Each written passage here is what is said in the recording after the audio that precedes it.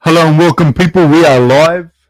This is the Fair One podcast. We are going to talk all things UFC, MMA, and combat in general, and just all around how to be good blokes and ladies as well. If there's any ladies watching on us, from time to time we get a couple that stop by. I'm going to hit the intro, and then we'll be ready to go. Please hit the like and subscribe, and hit the notification bell if you haven't already. Please do.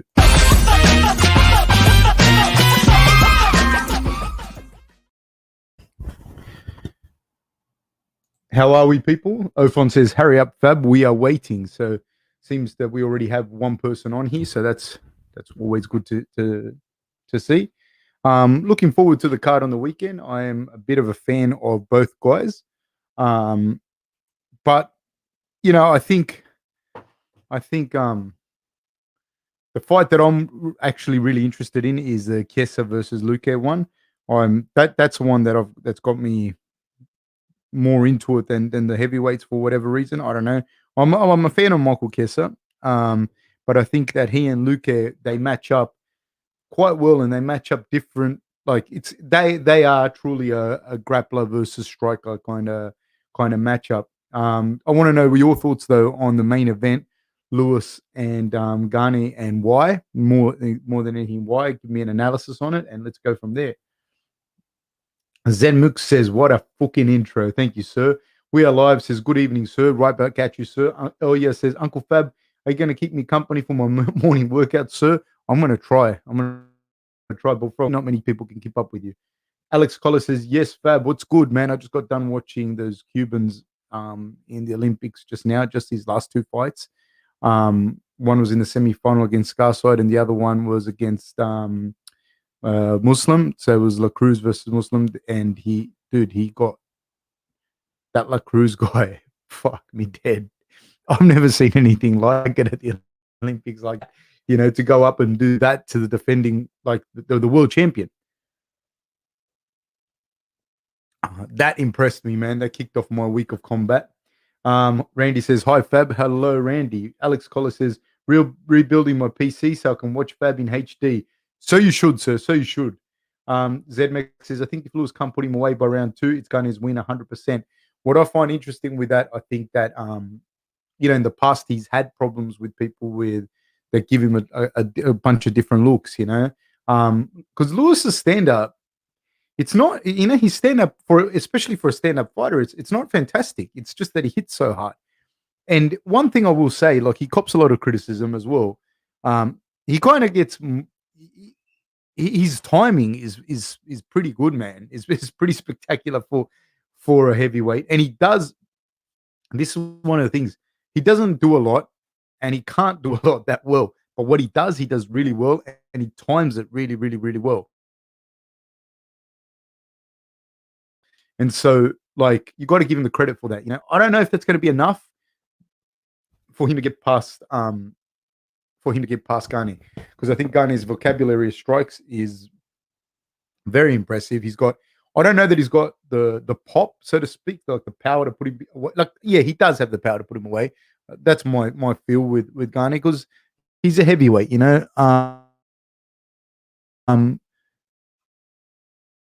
he's going to show a bunch of different looks to Lewis. I would imagine that Gane's going to come out and kick the legs, and I would imagine that Lewis would be trying to time that overhand right. You know what I mean? The whole time. If Gane gets lazy and doesn't slide out of the way of the pocket, then he's going to get hit and he's going to get put to bed.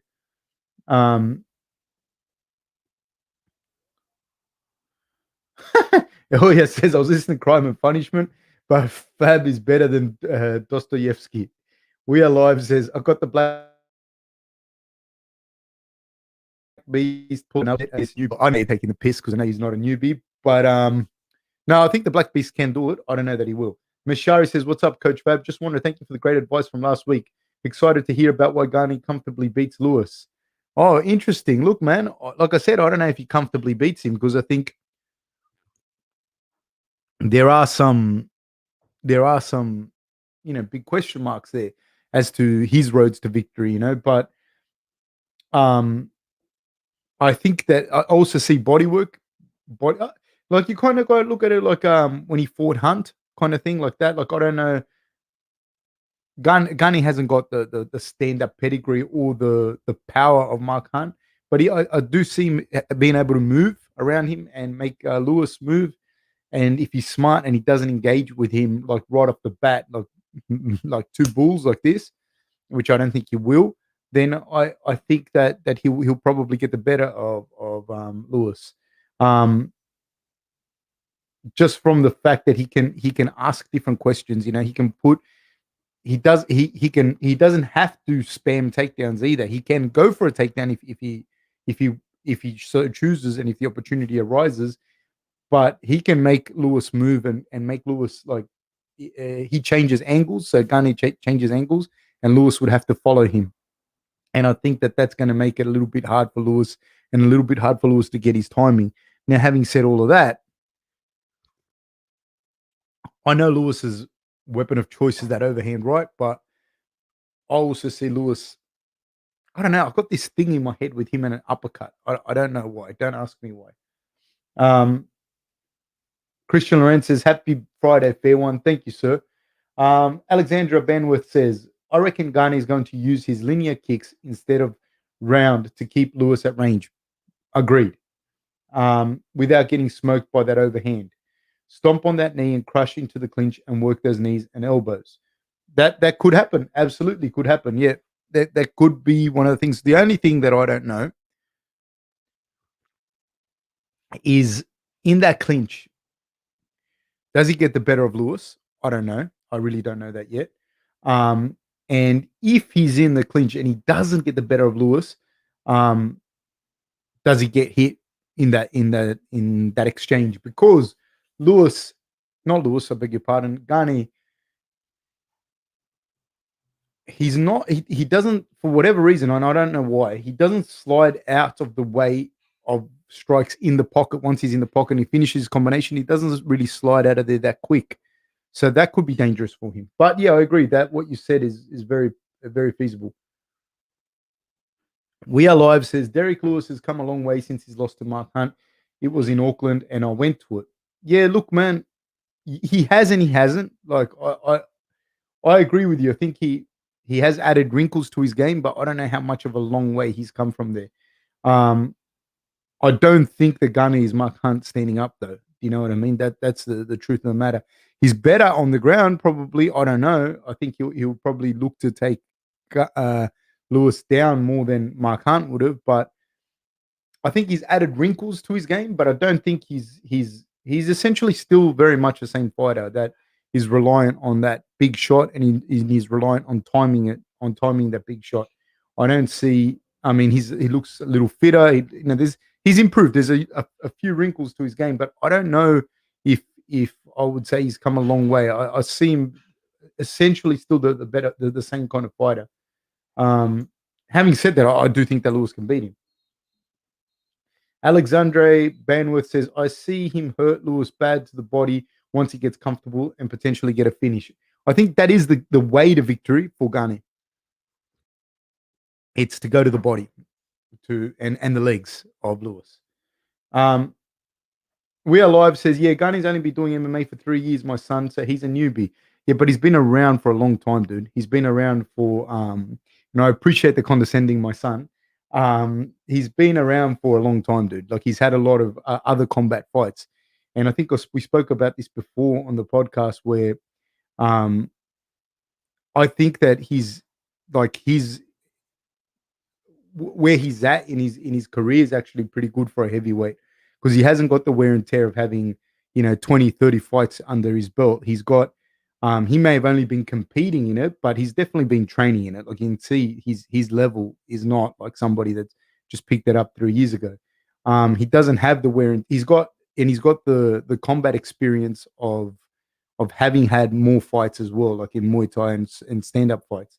So he's got a good combination of where he's got his age, he's a bit older, but he hasn't got that massive mileage on him because a lot of those heavyweights that have had lots and lots and lots of fights, like the as you start to mature when they should be at their peak, a lot of times he's got 50 fights, and I think that's one of the massive advantages that Gane has. I think he's got He's got enough combat experience, and that was one of the conversations we were having before the Volkov fight.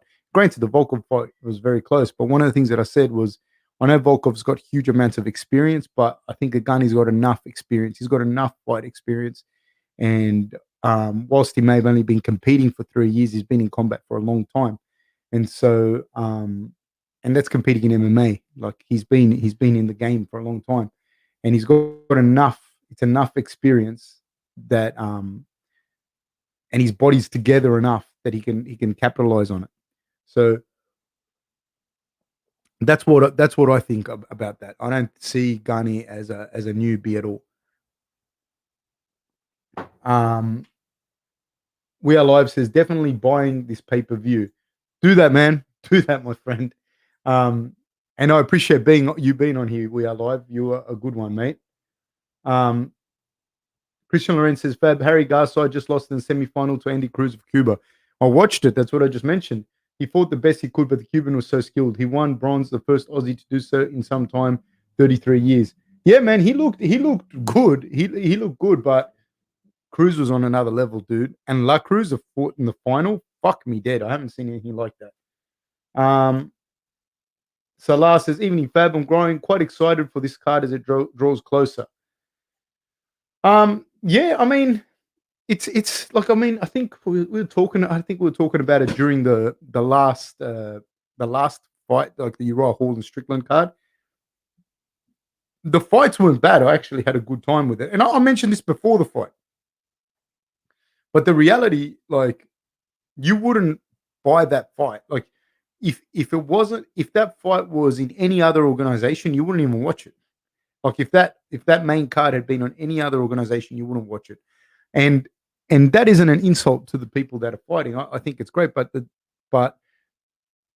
it just didn't have, like, other than Uriah Hall and Strickland, of course, like they were main guys. Yeah, okay, that you'd watch, but it wasn't like if you think about it, if any other card if any other organization had.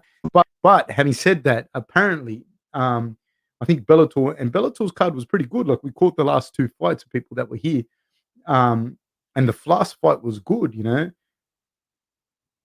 Bellator did something like, it was less than 100,000 views, and that UFC card apparently did something like 8 or 900,000 views, and you can't even compare the two. You know what I mean? You can't even compare.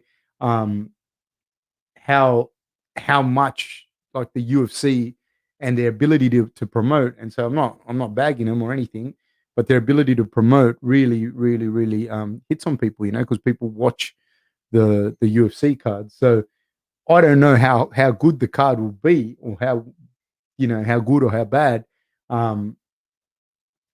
It always has, you know, there's always got potential to have good fights, but.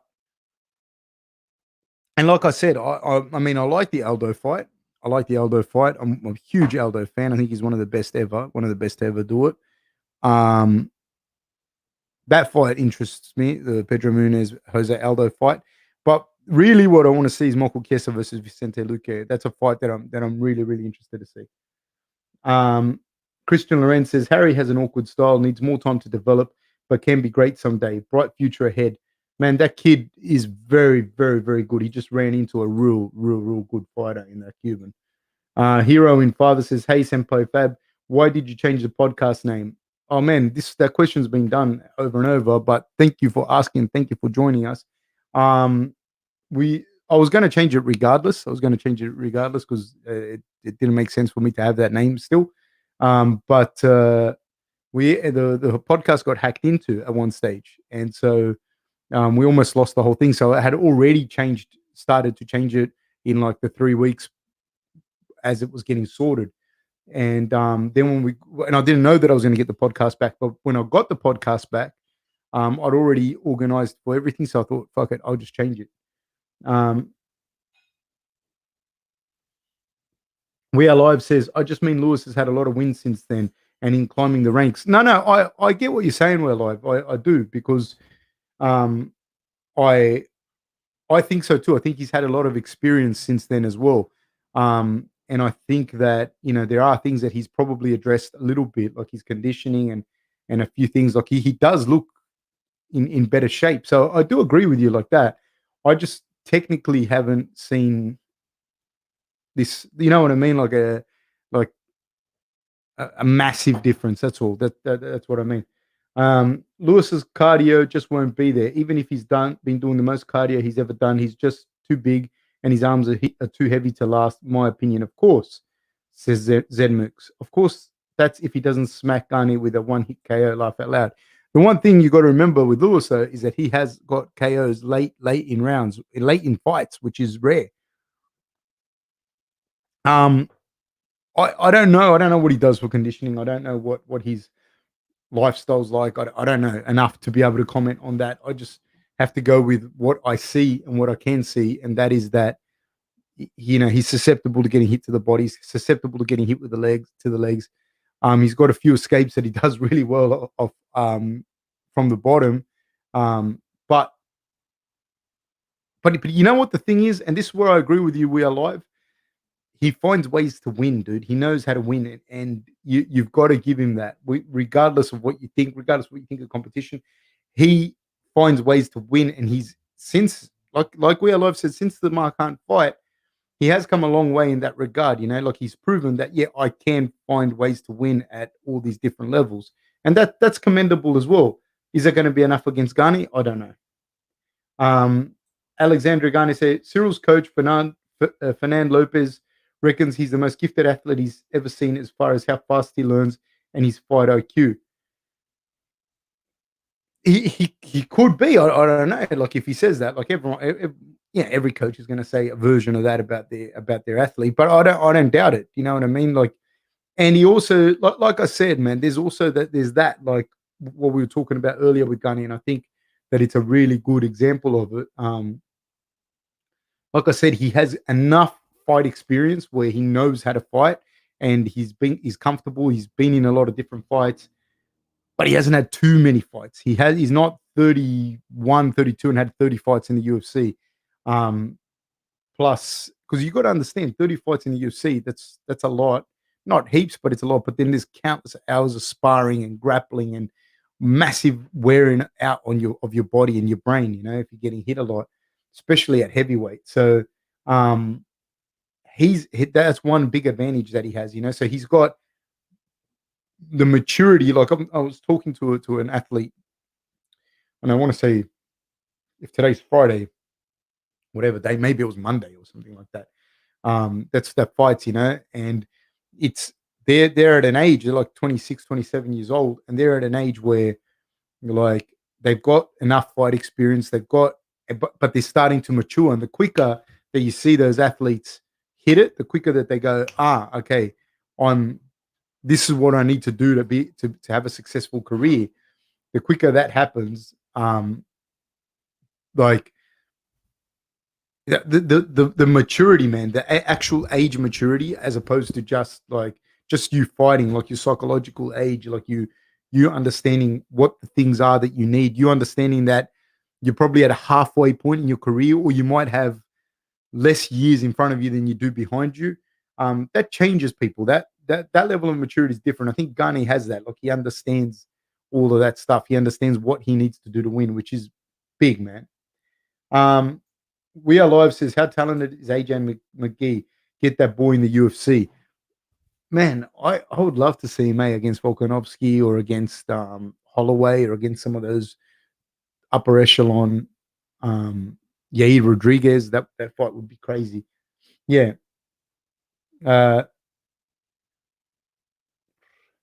Christian Lorenz says, Team USA found focus, Fab, and didn't bollocks. Australia had a win, but USA rallied. Luca lost as well. I saw all those matches, but the way I see that basketball game with the US and Australia this is just my opinion on it. I think the US team has a lot more depth than the Australian team. And so the Australian team played really, really well and played as hard as they could, but it's hard to keep that rhythm like without having the depth that the US team has as well. Like the US team just, like as I'm watching it, like I remember watching in the first half and saying to my wife, man, I don't know if they're going to be able to come back from this, like the US team. But they just kept playing. They just kept that same rhythm, kept the same grind on. And Australia really fell off. Like they couldn't play at that intensity for 4 quarters. They played at that intensity for the better part of three. Two and a bit quarters. And I think that came down to them not having the depth that the US team has. Like the US team has 11 or 12 players or whatnot that are all phenomenal players, and Australia, credit to them, probably has 6 or 7. No disrespect to the other guys that are there that are younger guys maybe coming through or whatnot, but Australia probably has 6 or 7 dudes that can keep that rhythm going with the US. That's what I see. So I don't necessarily feel that they bollocks. I just feel that the US is a fantastic team, and I watched France and Slovenia, and that was a crazy match too. Um, Again, with I see France having more depth than Slovenia, but I just see Luka being like the other Slovenians are good too. I'm not gonna say they're not, but Luka's on a different level to most people, anyways. But I saw friends having more depth, and that makes a big difference when you're playing in basketball. Because I play basketball, so basketball is a game that it's massively like your bench matters hugely. Like you can play soccer and have 12, 13 good players, and another team might have 16, 17 good players, but you can get by with and your top 11 guys that are on the field at any given stage, they're going to do it. They don't have that interchange. But when you're playing a team like the US and one guy jumps out and the next guy jumps in and he's pretty fucking good as well, it's it's a big difference. um Sigoy says, do you think Gane versus Lewis will be a quick slugfest or a slow-paced, heavy-handed battle? I don't think that Gane wants it to be a slugfest. I don't think so. That's not how Gane fights, and I don't think that it suits him or his style to get into a slugfest with Lewis. So, Gane's going to look to do any version of the things that we were already discussing, where it'll be the kick the legs, the body, try and push him up against the cage, try and take him down, get back up, so on and so forth, and pepper, move, find angles, make Lewis turn, make Lewis move, make Lewis react to his feints. That's a big one. That's something that a lot of people don't realize. Like your nervous system, your neural system is the first system to fatigue. So when people have to bite on feints, like when you feint that you're going to hit someone, all of those things they start to fatigue someone. So I think that's probably what will happen. That doesn't mean that Lewis can't catch him, but I don't see Gane wanting that kind of interaction. Fab, did you know Sonny Liston had 15-inch hands and an 85-inch reach? I found that out the other day. I didn't know that. I did not know that. Thank you for sharing that. I knew he was a fucking gorilla, but I didn't know that he was that, like his hands were that big. We Are Live says, just noticed your t-shirt, Fab. That's awesome. I grew up on VHS. Hell yeah, bro. Yes, sir. Yes, sir.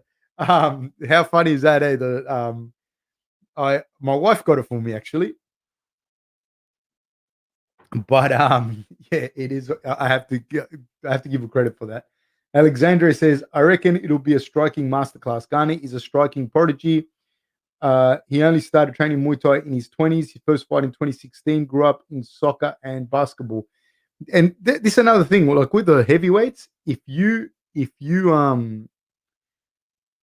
come from, like, say Aldo, he played soccer, Kenny Florian played soccer, but they don't stand out massively, like as far like they do. Obviously, fuck who they are. I mean, Aldo stands out, but there's a lot of good. What I was going to say was there's a lot of good little guys with really good footwork. But if you're a heavyweight and you grew up playing basketball and you grew up playing soccer, because you got to put in perspective how big Gane would look playing soccer, and how obviously for basketball he'd still be a big guy, but there's bigger guys in basketball. But those sports are sports that your footwork is so important, and that will translate massively. Especially is striking in he is striking in MMA, so his footwork and his ability to move and that having that athletic background and being able to have done soccer and basketball will help him out immensely. Sage says, "Hey Fabrizio, my apologies, I'm late. It's great to see your beautiful shiny head. Thank you, sir." Matt Newman says, "Morning, coach. Kesa versus Luque is very interesting. Luque is so composed and technical of a striker. I don't see Kesia getting him down." Interesting that you should say that, because I tend to agree to a certain extent. Um, this is I see Luque, his stand up's better obviously than Kesa's, but I see Kesa's grappling. I mean, I see Luque's grappling is better than Kesa's striking, if that makes sense. Kesa's the better grappler out of the two, I believe. Um, he's no joke. Like, if he gets on top of you, he's very, very, very, very dangerous. Um, I don't know that he will be able to do that with Luque. He's a very, very strong guy. Like, I met him in real life once. I was I don't know what fight it was. Anyways, we were there, and I was at a gym. I was in the gym, and he was there. It was just me and him, like in a weights gym. And I don't know what I was doing there. I was fucking around, and he was there, and we just started talking really quickly. And I didn't realize that it was Kesa until a little after. You know what I mean? Because he wasn't fighting at then, and he was fucking massive, dude. I don't know how he was cutting to lightweight back then. Like, he really struck me as like it to tell you, like I said, like, I watch it, and I didn't realize it was him at first. I realized it was him like relatively quickly, but I didn't realize that until he like it didn't it struck me how big he was at lightweight. Like, I was definitely not cutting weight, and he would have been like, he was way bigger than me, and I was maybe 85 kilos, um and he wasn't anywhere near fight time for him, but he was massive, dude. Like, and big, like big, thick forearms, like big head, big, thick joints, like a big dude, man. Like, he surprised me. He was like one of the people that at lightweight surprised me, how big he was. Probably one of the bigger lightweights I've seen. Like, you think like Dan Hooker, and Dan Hooker's not as big as him. Like, I Dan Hooker's probably my size. Kessa's now, obviously he's not a thing. He's a welterweight, and he's not even a small welterweight. But yeah, that is, and Luque. I met Luque in real life as well, and he's not as big as that. He's not like that. He's not a small guy, but he's not big, massive dude. Neither is Thompson. Whereas, like, Kessa was fucking big, dude. Like, I didn't know the fuck he was. Like, when I saw him in real life. Um, so I don't know, man. And he can grapple, man. He can grapple his ass off. That you have to give him. I don't know. Luque, I think, is one of the guys with the most DAS finishes. So he's not without knowledge on the ground. He's very, very good on the ground too. I don't know that he'll be in a position to DAS Kesa unless he hurts him, but that's me. I don't know. We Are Live says, I think Francis will hold that belt for a long time, but imagine if someone KOs Francis stiff or makes him tap. That would be shocking. Well, he has been beat, a couple of times already. Um, I do think that he's pretty fucking up there with being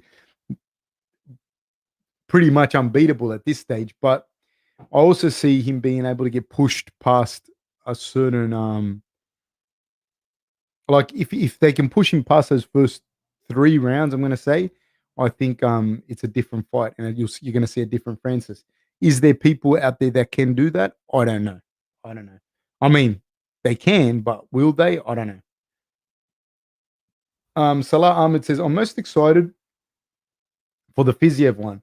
His striking is just beautiful to watch. I feel like Kesa Luque will just be a 3-round top control grindfest from Kesa. Luque hasn't been fighting wrestlers. Fair enough. It's fair enough. He did fight Woodley, but I'll give you that Woodley is not the Woodley of old. I acknowledge that. That's what makes this fight interesting. You know what I mean? That is what I find, what I think is interesting about this fight. Um, and Fiziev, yeah, is an interesting fight. I don't know if Bobby Green's a guy to give him the run. I know that Bobby Green's got a lot of talent and a lot of like a lot of ability. I just don't know that we're going to see it. You know what I mean? I don't know that Fiziev's a guy that's going to bring that out in him. I think Fiziev's a big kicker. I think that Bobby Green is not. Bobby Green likes to box and kind of wrestle, box and double leg. And I think that that's a hard matchup for him, not for Fiziev, for Bobby Green. But having said that, Bobby Green's got a habit of making tough fights, man, going decisions with people. So who knows what happens in that fight? Um, Zedmuk says, "Did you brush your hair this morning? Fab, the dome is looking splendid today. Thank you, sir." We Are Live says, "Yeah, bro, Fiziev is a joy to watch." That he is, mate. That he is. Christian Loren says, "Oh, the Aldo fight. Yeah, man. If Aldo wins, Fab, should he face TJ? Do you have any quick thoughts on what his route back to the title could be? He did win the first rounds against Yan, but gassed out. This is a big fight for him right now." Um, I don't know. I don't know. I think Aldo is one of the best to ever do it. You know, you got to think, man. This guy's been fighting forever. You know, if he's been fighting forever, he's defended the featherweight title a whole bunch of times. Moved down in weight. You know, moved down in weight, and it makes you think as well. What would have happened had he have defended the title 3 times and dropped down in weight before? You know what I mean, or 4 times, whatever. I don't want to get my but you get what I mean. If he had dropped down in weight earlier, what he could have done, you know what I mean? Because he's going up in weight and aging really well. Um, I don't think he gassed out per se. Like I don't think he gassed out in as far as like um he wasn't conditioned. The way Aldo fights, he fights putting like putting a lot of emphasis on his counters, you know. So he'll throw his combinations, get off on an angle, and then rip hard to body and throw a leg kick. Not as much leg kicks anymore, but still he throws really hard. He can't keep up. So he did gas out. I'm not saying he didn't gas out, but I'm saying I don't think it's so much a conditioning problem. Like he was fighting that style of fighter against Peter Yan. He was fighting that style of fight, which is the way that Aldo fights, and he's very good at it. But against a guy like Peter Yan with that level of boxing, you know, um, and at some point you just fall off. You can't keep up with it. Like you'll see that happening in grappling as well. You'll see guys say there's like a 20-minute match. You'll see someone do really well for 10 minutes, but eventually, if the other guy's a lot better than you, he'll just go bang, bang, bang. You can't just keep like the level of skill disparity in that fight and in that and in the way they fought each other is very hard for anyone to keep up with Peter Yan.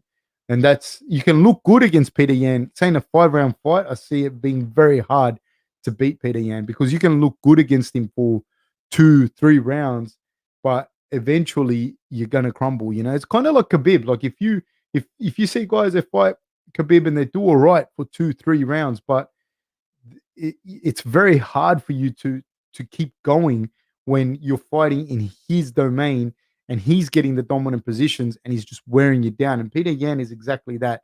Like he'll draw you into this boxing match, but he's been doing this forever. He's been boxing people forever. You know, he's got 130 amateur fights, and he's used to that type of volume of punching. Max Holloway is another one. You know, so when he's in there throwing bombs, Aldo, because that's how he fights, and nothing wrong with that. He's achieved a lot. Um, it's hard, man. It's hard to keep up with those guys that's their bread and butter, the boxing. Um, yeah, Munoz not no joke either. He's very dangerous. I see Aldo hopefully kicking in this fight. You know, because Munoz loves to time that right hand. You know, and he likes to kick himself. So I see Aldo probably kicking. I don't know, man. I don't know. I don't know if he should fight TJ. I don't see him beating TJ. That's the truth of the matter. Aldo, another thing, man. Aldo's jiu-jitsu is like fucking good, really good. So I don't know if he I don't know. I don't know if he should fight TJ. I'd like to see this fight, right? That's going to happen with him and Munoz, and let's see what happens after that. And then we'll take. I mean, I'm just thinking about like Sandhagen, that's a hard fight. TJ's a hard fight. Um, I don't know, man. I don't know. There's so many good guys in that bantamweight division at the moment. Gus Harris says, "What up, Fab? Always great to see you, Melon." Likewise, sir. Thank you. Christian Lorenz says Australia has a bright future in terms of basketball. Yeah, they do. This kid just went number 6 in the draft. Christian Lorenz says, "Connor, I want to eat Khabib's children, McGregor." Salah Ahmed says, "Aldo is still a top tier 3-round fighter, in my opinion. If the Yan fight was 3 rounds, he might have won 2 rounds on some scorecards. And Yan, for my money, is the best bantamweight in the world." I agree with all of that, but also you got to remember, like, if you're fighting 5 rounds, like you can't think, oh, if it was 3 rounds, he would have won because Yan would have fought different as well. Um, yeah, Aldo's a top tier fighter by any metric. He's just fantastic. I love watching Aldo fight. Oh yes, says coach, I've been on the bike for 20 minutes. I'm tired, and it's not like hit. It's just slow as fuck. I'm becoming a fat boy, Uncle Fab. Just keep going, man. We're gonna be here for a while, so just keep listening on the bike. Change it up too. Haven't you got any other cardio stuff to do? Hudson says this is a great podcast. No, Hudson, thank you for being here, man. Thank you. David Caleglio says, "Hey Fab, how are you coping with this lockdown?" I'm all right, man. I'm all right. Like, the reality is, like people have asked before, like, as far as the actual lockdown per se, as far as like not being allowed out and that's okay. Like, I'm not I'm not massive on a lot of stuff anyways. The only thing my wife and I like kind of spend money on or anything is going out to eat. And I'm not talking fancy restaurants. I'm talking about, like, we find like hole in the wall places and go, and eat or whatever. Um, but but so that's not that bad. Like, I mean, my wife's a great cook, so now we just kind of hang out at home and cook and everything. But what is hard is from a financial perspective, like all the kind of work that I do has been closed. It's finished. So I can't do that work. And luckily, I had some money put aside and everything. But it is real hard. Like, in that perspective, I can see how it would be hard. Not even for me, it's all right. But for other people, I can see that being really hard. Um, I got uni starting next week or something like that. So I'm busy and I'm not bored. And where I live maybe, I don't know, we're gonna say 150 meters from the water, from the beach. So we got lots of stuff to do. I go out always with my daughter to the beach and take my dog for a walk, and we go for walks with my wife and everything. So that's not too bad. Not having much contact with my family is hard. I'm sure this echoes a lot of people's stuff anyways, but I really don't I'm not really coping that bad with it just because of those other factors. Like I said, living next to the beach, and that makes a massive difference. You just step outside and it's completely different. It's not bad. Um, so it's not too bad, the lockdown. I lucky as well. Like, I have a good relationship with my wife, a good relationship with my daughter. I can't imagine if, like, but I've got friends, actually, a lot of friends that have gone through divorces and separations during this period, and, like, it's hard, man. It's a hard time, I think, for people. And we're lucky we kind of found our routine, and we don't have a massive financial burden, but it's hard for us from a financial perspective in that the majority of my work that I do has been it's gone. So that's tough. The financial part is tough, but other than that, it's good. Um, Mohammed says, "Hi Fab, thank you for your wonderful MMA content. Wishing all the best to you and your family." Thank you, sir. Thank you so much, my friend. I really appreciate it. We Are Live says, "Chad Mendes is headed to BKFC and he's looking thick and juicy." Wow. You know what I mean? Wow, indeed. I didn't know. Thank you for that. We Are Live. I didn't know he was going to BKFC. Um, it seems like that's what that's who they're grabbing. They're grabbing a lot. I don't know. Let's see how he goes. Joel Forbes gives a thumbs up. Thank you, Joel. Christian Lorenz says Kessa is massive. He probably walks around at 210. He could hypothetically fight at light heavyweight. He's a big guy, man. Like, this is the thing. Like I said to you before, it's not just people's weight, because anyone, like fucking anyone, can get to 210 to 205. It's not hard. I can get to 205 right now, but I'll be fat. But he's big, dude. Like he's broad, like he's got broad shoulders. And even when I saw him, and he would have been something like that. He would have been around 90 something kilos. So around 210, 205 easy. 205 easy, easy, and he wasn't fat. He was just like a big fucking massive guy. I don't even know how he got down to that weight. Um, that's one of the things that I know, like when I'm looking at him, like that guy would be awful to grapple. Like his wrists, he's got big, thick forearms, dude. Like that's big hands, big, thick forearms. His striking's a little mechanical though, versus a guy like Luque. He needs to get Luque to the ground. Um, that's going to be interesting if he can't. That's going to be very interesting. Christian Lorenz says, Chiesa and James Vick were the biggest lightweights ever, in my opinion. They fought on tough and Chiesa prevailed. Yeah, the the biggest fucking lightweight that I've seen is Gleason. Gleason Tabau. That was the biggest lightweight I've seen. Like, and Kessa.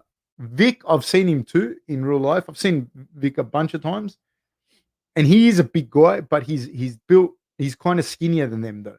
He's still a massive guy. Like, dude, he was cutting weight, and he'd fought on a couple of same cards as Rob, and and we'd seen him a bunch of times, and he was cutting weight, and we walked in, and so we'd seen him at like we'd been on the same fights as him, and a couple of other times we were just like at he's just someone that we'd bumped into a bunch of times, and Rob was walking in, and he comes up to Rob, and he had like a hoodie on, and that he was cutting weight, and he comes up to Rob, and he goes, "Hey Rob, how you doing?" And he was fucked, and Rob's like Rob looks at him like that. He goes, "Hey man," and Rob's had bad weight cuts too. And Rob says, "Hey man, how you doing?" And then when that guy walks off, Rob goes, "Who the fuck was that?" And I said, "Man, I went and looked again because I had to double check." And I said to him, "That was James Vick." And Rob's like, "Nah, man." He goes, "That wasn't James Vick." And I said, "No, that was James Vick." I go, "That was him, dude." He was in like there wasn't a lot of time left. I don't think to cut weight from to make the weight by memory, and he looked fucking terrible, but he was still not as big as Gleason. Um, so yeah, you're right. James Vick is a big, big, big fucking dude, but different build, man. Even different. Like Kiesa's thicker still, and Gleason looks like he was on his way to a bodybuilding contest. Um, Justin Vishega says you're like a MMA as Mr. Stuff, knowledge of MMA life and other stuff, very soothing to the mind, helps relax. I'm in Cali, so enjoy falling asleep too. I know that sounds bad, not boring at all. Nah, man, I'm flattered that you should say that, my brother. Thank you so much. Thank you for watching, man, and please hit the like and subscribe and hit the notification bell if you haven't already. I really appreciate it, man. Justin, I really do, man. I appreciate you being here. Chris Gear says, holy fucking juggernaut, man. We Are Live says Vicente has a damn dome on him though, ha ha ha, with a steel jaw. Yes, that's the first time I've read the ha ha ha. We Are Live. He does. He does. He can take a shot. Chris Grease says, "Give me another drink, I'll kick his ass."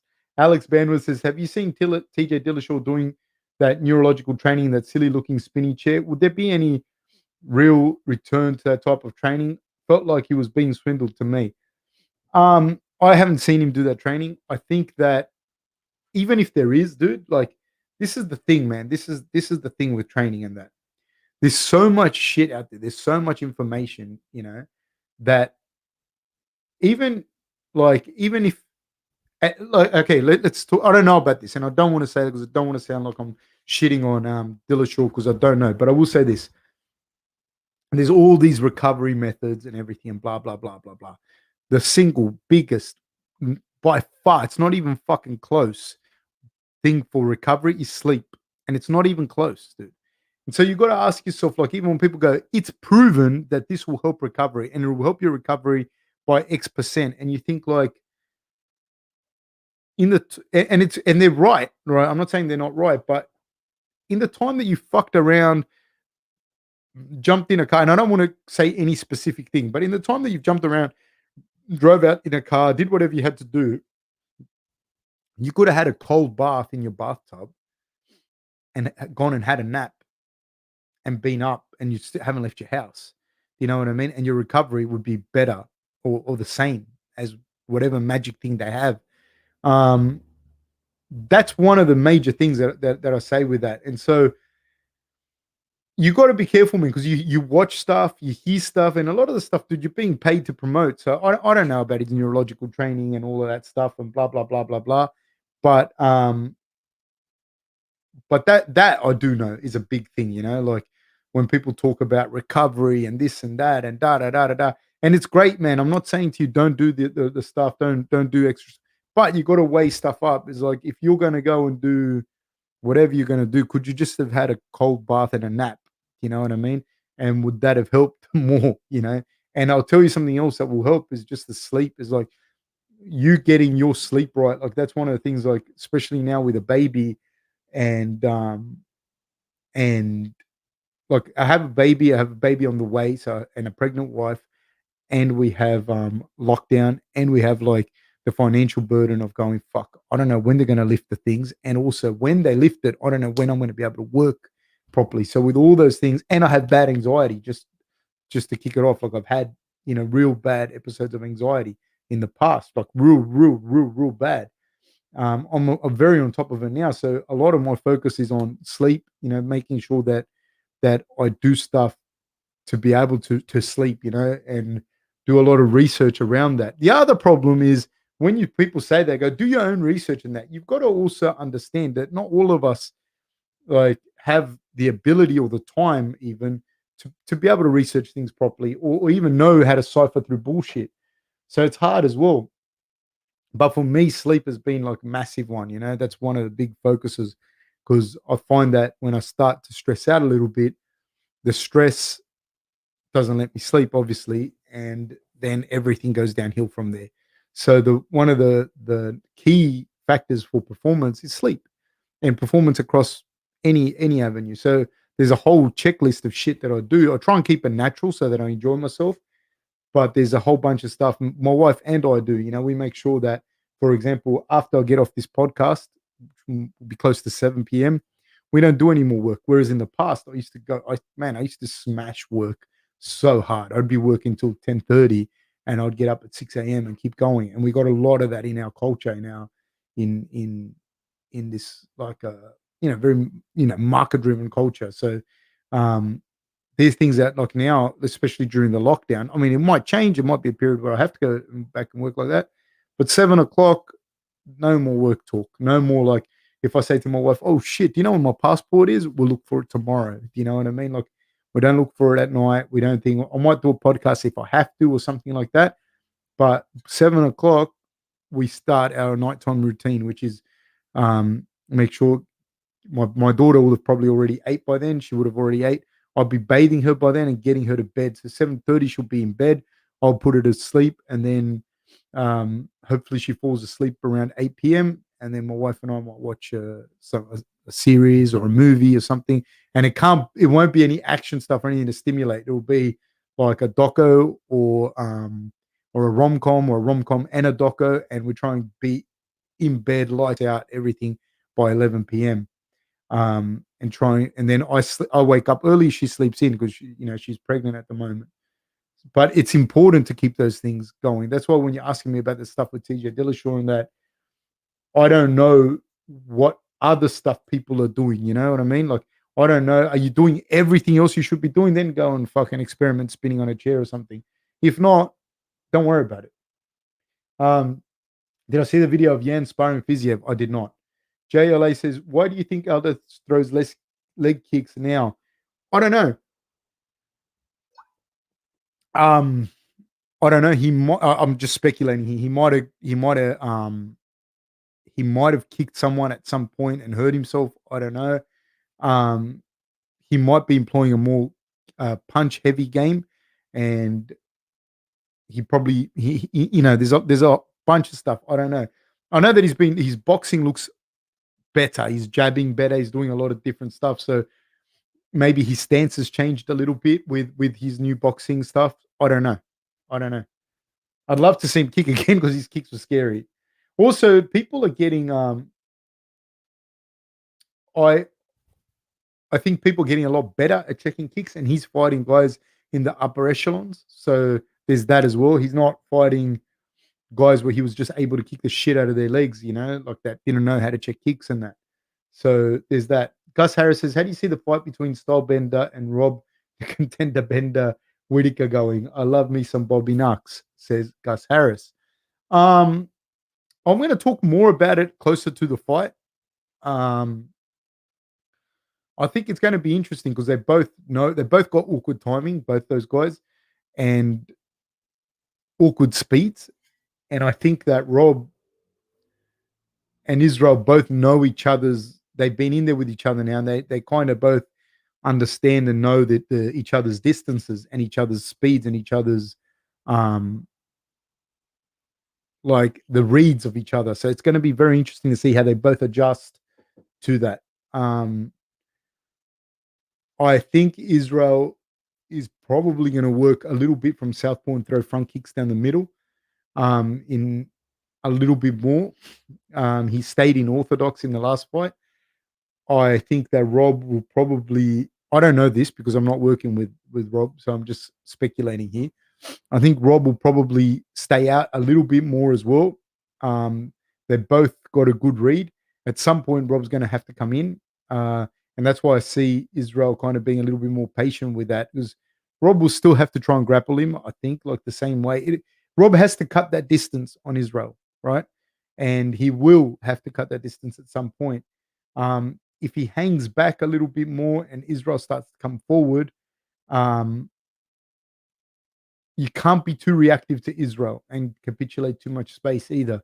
It's going to be a real tough fight, dude. It's going to be a very hard fight, man. That fight's a very hard. I don't think it'll go the distance because the clash of styles and how big and how hard they hit and how strong they are is real fucking difficult, man. Like I don't know, man. I think Rob will win. I think like my heart, I think Rob will win, but I think Israel's fantastic, an absolute phenomenon of a striker, but so is Rob. And that's what's crazy. And I think that there's every chance that Rob catches him in an exchange and knocks him out, and everyone will go, fuck, that was the best fucking thing you could have done, Rob. You know what I mean? And there's every chance that Israel can catch him too.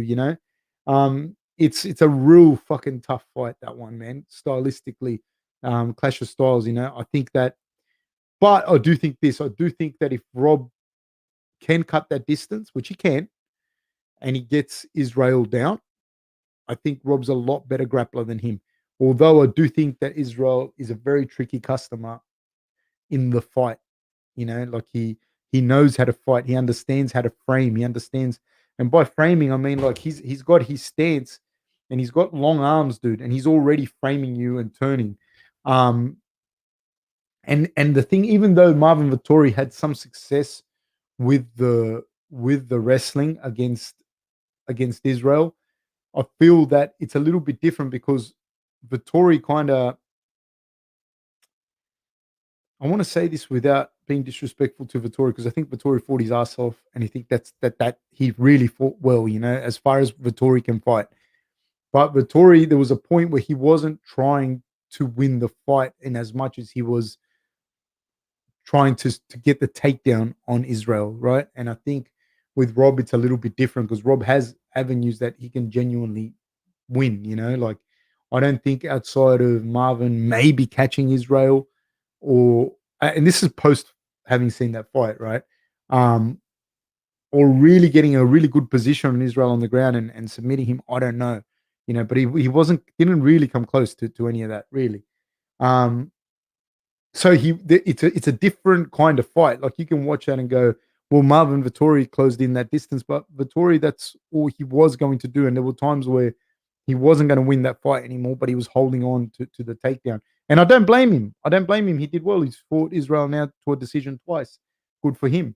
Um, whereas Rob, I see he has different avenues to win. So that also makes it like Rob's not going to go in wrestle or bust.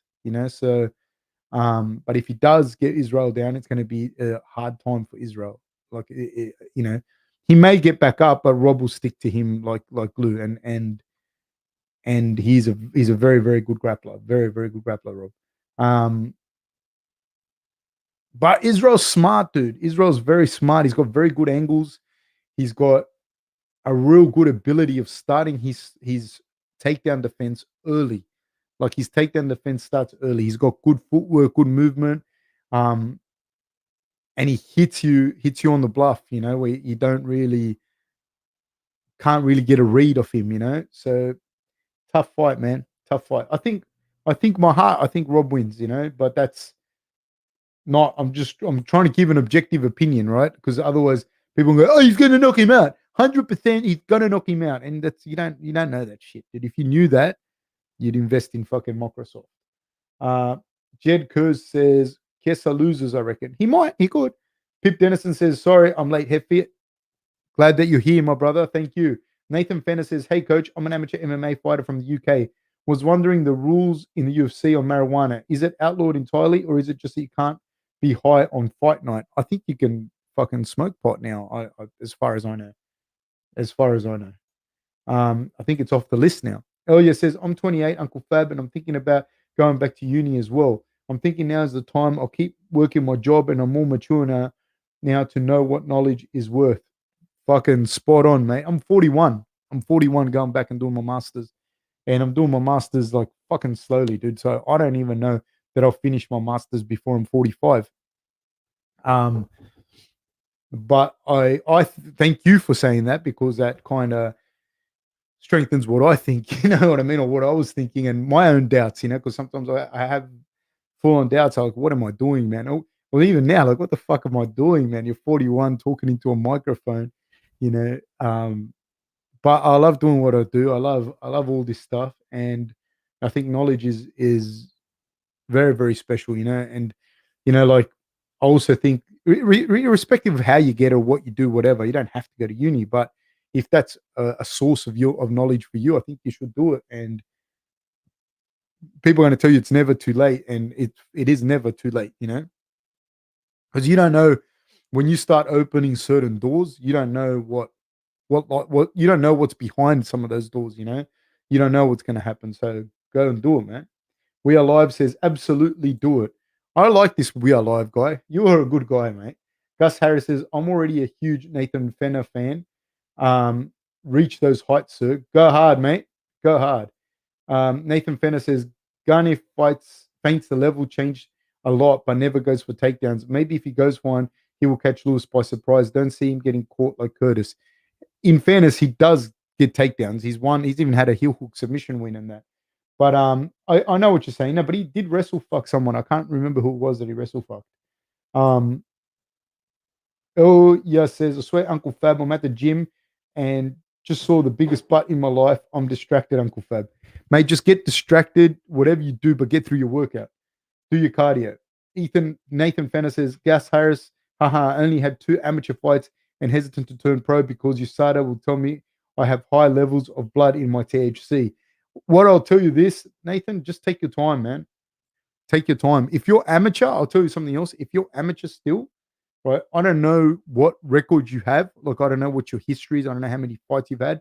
But if you're amateur, stay amateur. Have some amateur boxing fights, have some amateur kickboxing fights, do more jiu-jitsu comps, do more wrestling comps. I don't know what belt you are in jiu-jitsu. I don't know how many wrestling comps you've had. I don't know how many amateur boxing fights you've had. I don't know how many amateur kickboxing fights you've had. I would strongly, strongly urge you, and I don't know how old you are, but if you're a young guy, I would urge you, stay amateur for a little while longer. I don't know. This is a kind of blanket statement unless you tell me more details about yourself, but you, those amateur, you can't go back. You can't go pro to amateur. You know what I mean? So if you can stay amateur for a little while longer, get a little bit more experience. Because once you're in the big show, dude, you can fight anyone. And so the more experience you have as an amateur, the more it's going to help you. Tiger Woodputt says, hi, Uncle Fab. I'm in a depressed mood. Can I get a shout out? Cheers from California. Tiger Woods Putt, thank you so much, my brother. It's a shout out for you. And I'll tell you something, man. And I know people say this to you all the time, but it's fucking true. Or however shit it is, it will fucking pass. It feels like it won't pass, but it passes, man. And man, I've been through it. We've all been through that shit. And it passes, dude. It really passes. Like, nothing stays forever. Not good, not bad, not in between, not medium, not anything. None of that shit's forever. And so when you have these periods in your life, they're not forever, man, and they do pass, and they do pass, man. I can't be, I don't, they do pass. I can't be more genuine than that. And you just, it's shit, dude, and you have to sit in it sometimes. Um, but just understand that it will pass, man. The only other thing I can suggest, the only other thing I can say to you is movement, man. Movement helps a lot. It helps to regulate our moods. It helps to regulate our hormonal levels. It won't necessarily change how you're feeling necessarily, but you will feel better. You will not feel better, especially in California. It's always nice and sunny and whatnot.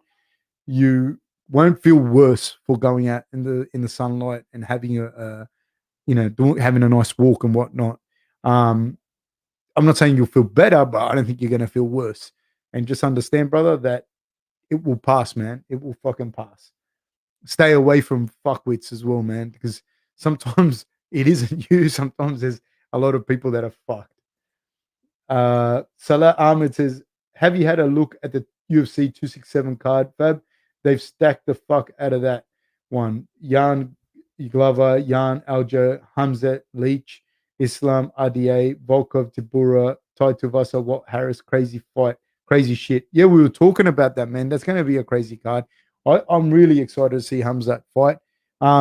Again, dude, let me just look at something here. Sorry, just to not, I just want to look at that card when we're talking. That sorry guys. I'm just yeah. Look, I think let me sorry.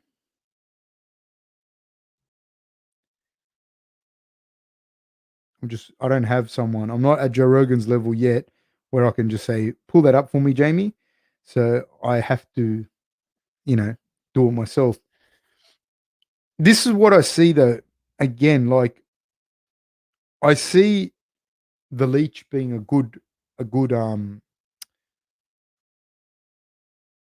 a good test, if you will. And he's a good fighter. He's a good, solid fighter. The problem is, whilst he's a good, solid fighter, and he can pose a lot of problems for Hamzat, I don't see I don't see him beating Hamzat. I don't see Hamzat like the loss he has against Neil Magny. I think Hamzat as a grappler, as a wrestler, poses a lot of fucking problems there, and I don't know that Lee will be able to do anything that Hamzat hasn't seen before. Like, and that isn't a disrespect to anyone there. Like, it's kind of one of those things. Like, you want to see Hamzat in there, but he's only won like what 2 fights or whatever it is. But you want to see him up against someone more because like the problem for Hamzat is if he goes out there and he outgrapples Lee and he gets the win or knocks him out, whatever the fuck he does, you expected him to do it, and that's where he's at. Yagu Zero says, when you were coaching, what martial arts were you coaching? I was coaching mainly the grappling side of it, and by like I used to coach wrestling and wrestled as well a little bit, but a lot of the stuff on the wall and that I coached in combat. You're talking about, right? And then I coached wrestling as well, and I coached jiu-jitsu as well.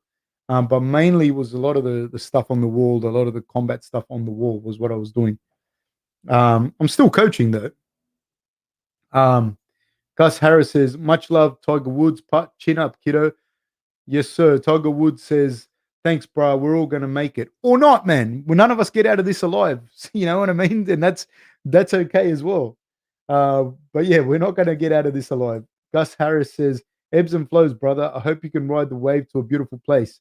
Good on you, Gus Harris. You're a fucking champion. Alex Benwood says, yeah, Fab, cold showers and 8 to 9 hours sleep every day helped change my life.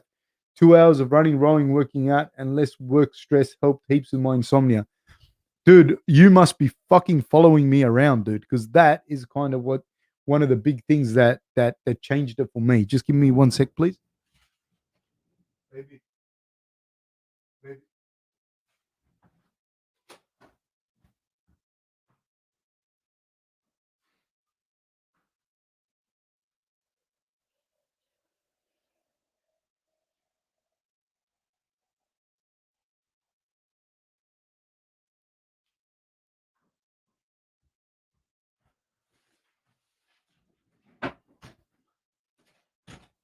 Yeah, that's almost to a T. Some of the stuff that helped me a lot. The cold water, dude, is and again, dude, it doesn't have to be like the Wim Hof method or this or that or whatever.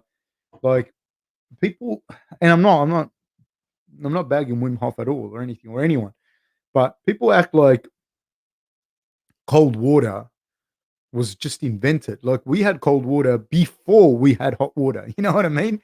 So like, um, the cold water helps a lot, dude, because it's one of those things where you can't think about other shit. Like, and it releases different hormones when you're in there. Like for me, anyways, I just found like that combination of stuff, like, it was just helped so much, man. And surfing as well, learning to surf helped because I'd have to get in the cold water. Um, yeah, it's massive, dude, and it started to really help. And then when you get up at a certain time and you go out, another good thing with the insomnia is when you get out, and I listened to a podcast with Tim Ferriss on it. Tim Ferriss's podcast, it was pretty good.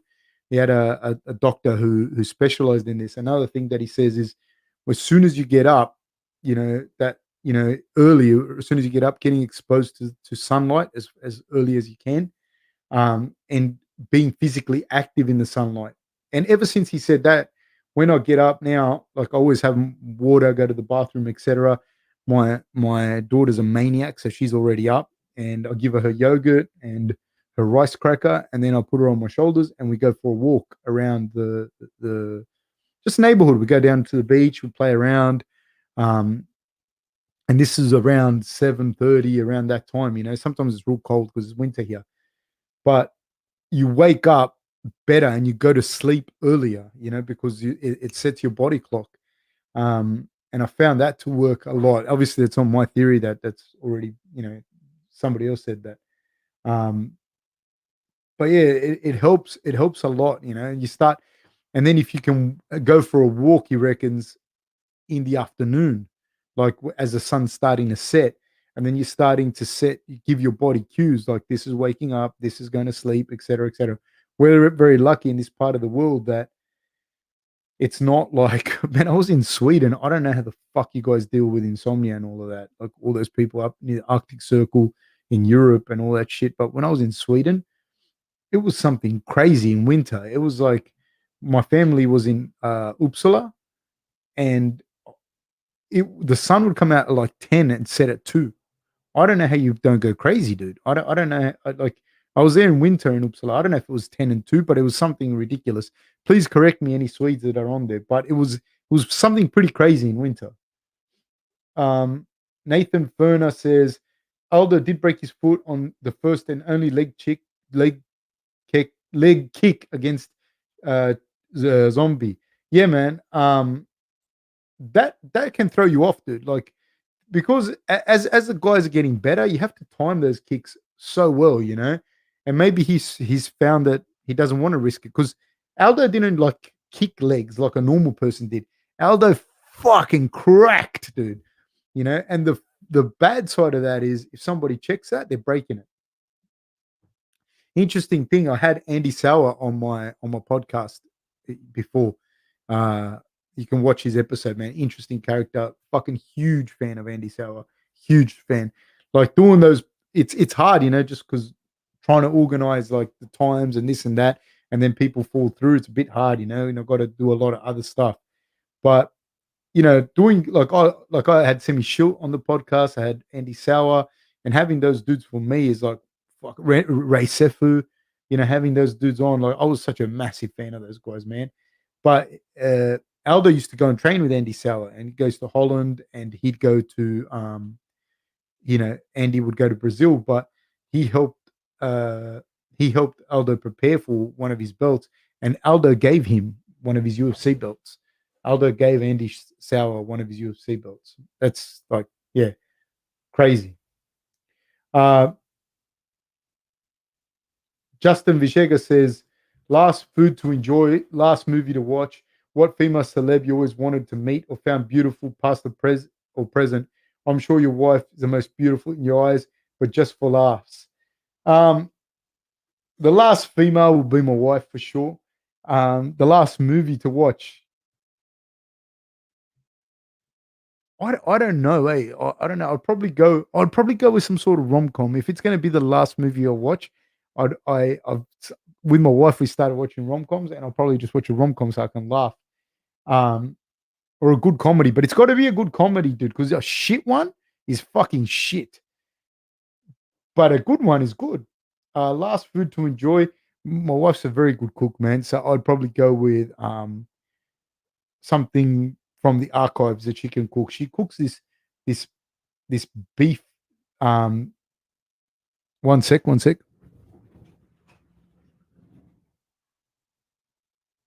can hear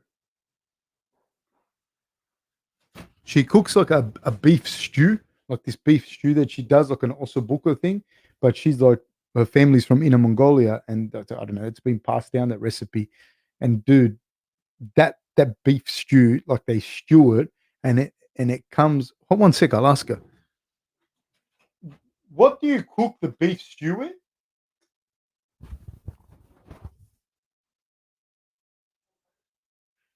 Okay, just tell me what it is. Tell me some of the stuff. Soy sauce, rice wine, a little bit of sugar, a little bit of kiwi fruit, because the kiwi fruit makes the meat softer, eh? Yeah, the kiwi fruit makes the meat tender. What else? Ginger, garlic, star anise, a little bit of water.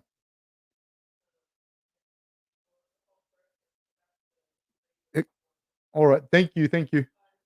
And cinnamon, and you that's the start, right? And you put all of that in the pot, and then they cook it for I don't know however long they cook it for, long time, and the meat just comes off the bone. And dude, it's so tender, it's so good.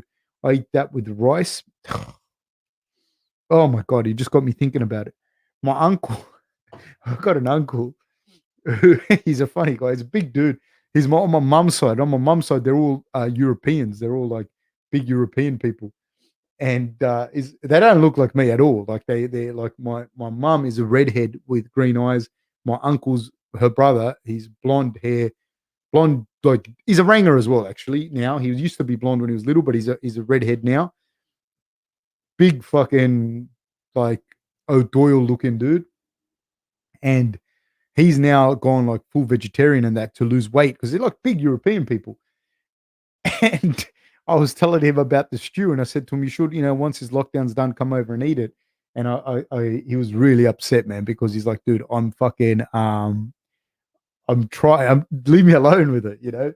He's a funny guy, dude. He's a funny guy. I remember him like he always had a quick temper, and he'd get into like street fights sometimes as when we were younger. He's older now. He's like 60. But the other day, he backed into somebody. He was with his wife. My uncle's like 60 something, and he backed into somebody's motorbike, and the guy jumped. He was off his motorbike, and he was there with his girlfriend because the guy lived there, So the guy and the girlfriend they started abusing my uncle. And my uncle, like I said, he's a big guy, but he's older. And my uncle was gonna like pay him. It ended up costing my uncle 15 grand. And this guy, this guy comes up and he's like a big bloke bodybuilder type dude. And my uncle's got like a fucking he's a big redheaded guy. He's got like a hair triggered temper.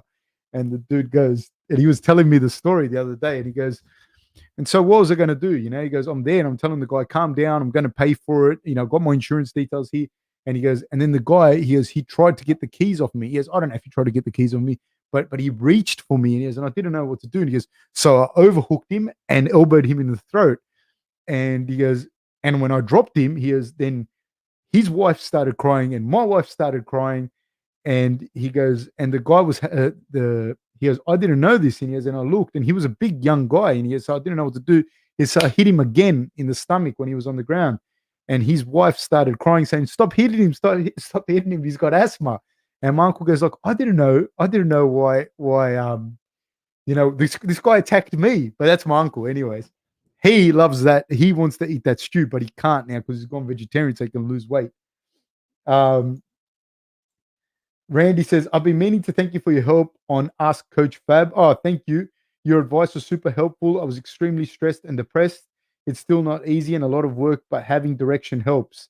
You are the bomb from Randy. Thank you very much, Randy. Thank you. And I hope everything's, you know, on a different uh direction. I can't speak too much about what you're saying about what we spoke about before, but what Randy's referring to is the Ask Coach Fab. I have uh, it's what I've always done for work, but that's my thing. I have to get like a little advertisement and put it up, but that's what I do for work. I've always done it, but now there is no work going out, so I've kind of used to always do it by word of mouth, and now I just thought, you know what, I'm going to put it up on here and see what happens. And I've had a few people do it, so it's pretty cool. Gus Harris says, "What a brilliant mind! Thank you, sir. Much love to you, sir." Randy says, "Laugh out loud." Um, David says, "Good to hear you're doing well, mate. Just finished my uni degree and all the best with yours." Thank you, mate. Pain Fight Prediction says, "Sup, fellas? What's up?" Randy says, "Keep doing what you're doing. You're amazing. We need you." Thank you, Randy. Joe Schmo says, "Evening, gents." Nick Howe says, "Knowledge helps you grow." Yes, it does. Pain Fight Prediction says, "Pull that up for me, Jamie." Yeah, I don't have one, man. I just have to do that myself. I have to put the work in myself. Pain Fight Prediction says, "First time here. I dig the show, brother." No, thank you, man. Thank you for being here, man. I really appreciate it. Really, really, really appreciate you being here. Please hit the like and subscribe if you haven't already. Hit the notification bell. Nathan Fenner says, "Just 22 years old, and last fight was 2019 November, and been put because of both COVID and after that an ACL injury. Don't have amateur record in other combats, but done inter clubs for years." Man, honestly, one of the things I would say to you is to do some amateur boxing, lots of jiu-jitsu comps, lots of wrestling comps. If you can do some amateur Muay Thai, amateur kickboxing, do that as well. Because once you go pro, dude, you can't go back. You know what I mean? You can't stop and go, listen, I'm gonna go and do some amateur things.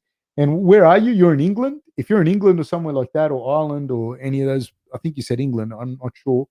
But if you are, then man, the amateur boxing circuits there are brilliant. So you'll get heaps of really good experience. Get yourself like, honestly, I know it sounds like a lot, but you're 20, you're just 2-0 and 22 years old.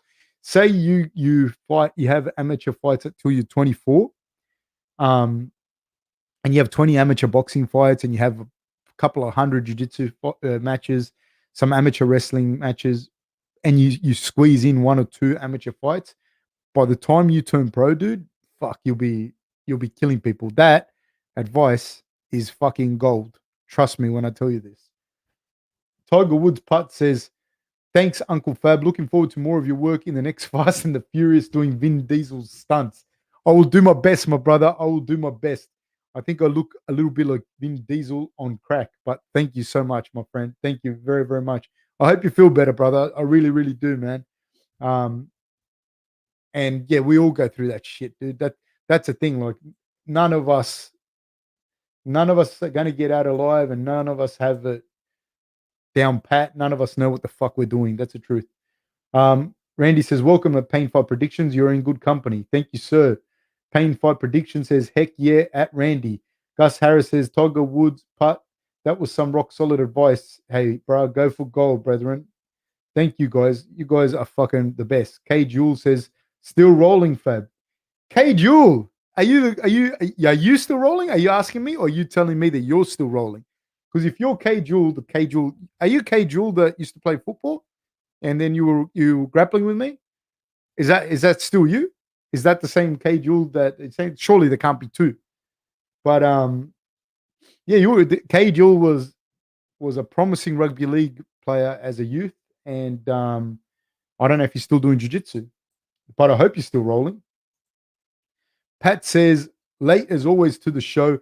Much respect for your awareness towards mental health. On your mate. We all have different fights in different ways on different days. All the best, Fab." Thank you so much, Pat. I really appreciate it, man. I really, really do. And that is what I'm doing my master's in. I'm doing my master's in social work, and I want to do on the mental health side of things. I really want to work on that. Also keep coaching, but for the next few years, I want to concentrate on getting my master's and maybe doing further studies after that. And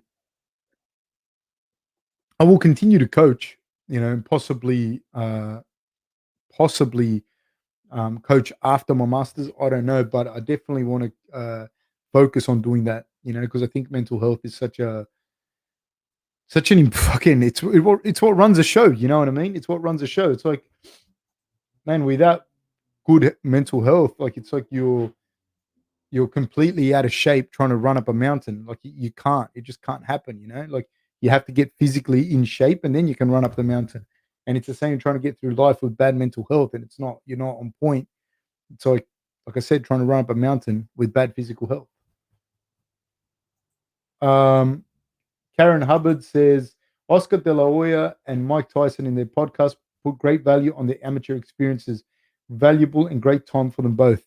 I cannot stress enough how much you'd rather come into the pros a little late than a little bit fucking early. You don't want to come in undercooked, especially nowadays. Guys are getting better and better and better and better.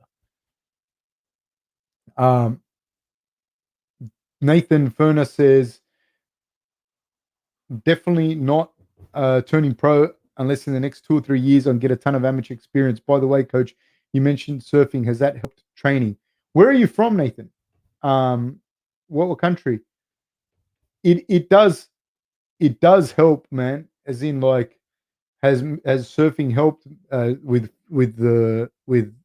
MMA, and I think it helps because if you live near the beach, if you live fucking far away from the beach and you have to sacrifice a whole day of training, no. But if you live near the beach and you have access to surfing, and you can do it like in between sessions or something, yeah. Because the paddling, one, it's low impact, and you don't notice. Not you don't notice how hard it is. You'll notice how hard it is, but it's low impact and you're out there in the elements, man. You're out there in nature and the energy from the water, all of that stuff. It it's it's such a cardio workout and you don't realize like how full on it is. So you're out there paddling, paddling, paddling, paddling, trying to catch waves, falling off, paddling, paddling, paddling, paddling. So the cardio, the upper, especially for grappling and fighting, like the upper body muscular endurance and cardio is very, very, very good. Go out there with experienced people because the surf is no joke and you can fucking drown. Um, my my cord broke when I was out, and I got caught inside. They say it's like caught when the sets are coming in, and it was fucking scary for me, real scary. Luckily, I was out there with some pretty experienced guys, and they were able to help me. But it's yeah, it does help, man. And then it really does relax you. The cold water and the physical exertion helps to relax you. And you'll be able to sleep. And you'll be able to sleep between sessions. You'll find as well. You don't have to go out for long, dude. If you live near the beach, and I'm talking about guys that when I'm talking right now, I'm talking about for guys like myself that have never surfed before, right? If you're a surfer, it's different. It's a different thing. Don't ignore everything that I'm saying. But if you're learning to surf, I'm just giving you an example from someone that, as a grown up, as a 40-year-old, started to learn to surf. Help me sleep between sessions. Help me, like, it's a different type of cardio, man. It's really, really, really good like that. So it'll help in that way for training, yes. And it's low impact. Pip Dennison says surf helps for sure, brother. But Pip is a surfer. Cade Yule says still rolling, Fab. So it is you, Cade. It is you. Nathan Fenner says, I wouldn't sleep on Pedro Muna's leg kicks. He times them against Cody despite having a massive speed disadvantage. Every time Cody stepped in, he countered. Jack Slack spoke on it. Um, yes. Yes on all counts. Um, that's why I think you're going to see Aldo kick. Do you know what I mean? Because you have to kick with the kicker, and he's not going to let Munoz take control of the kicking. Just a second.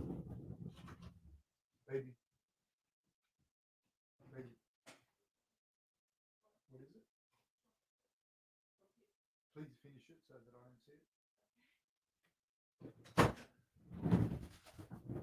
it.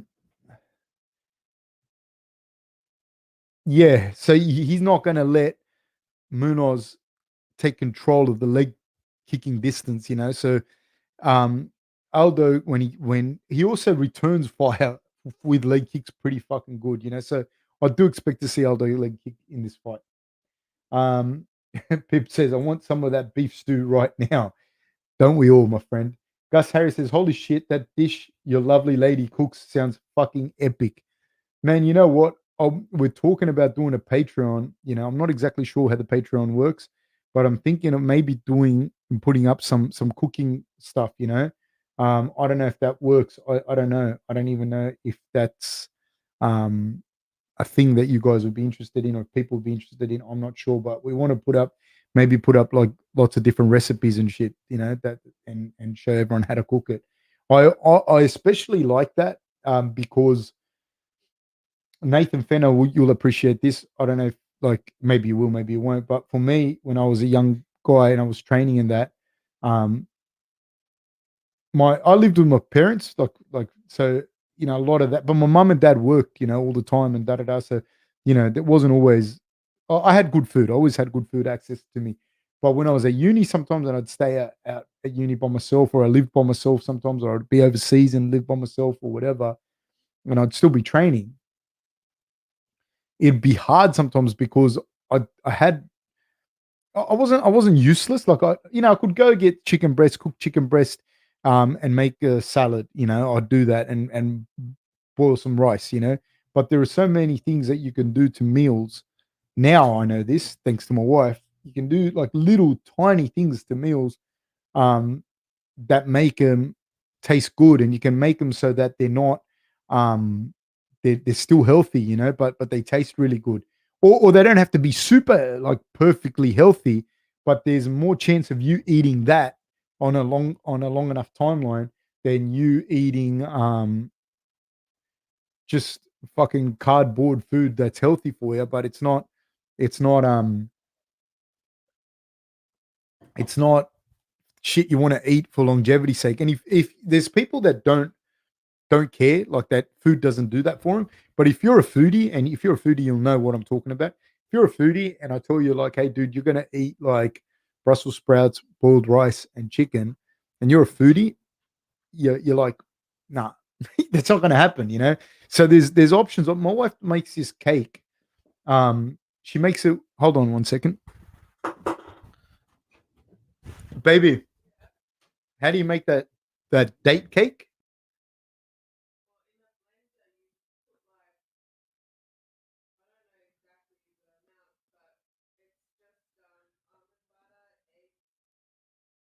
You put in a blender almond butter, eggs,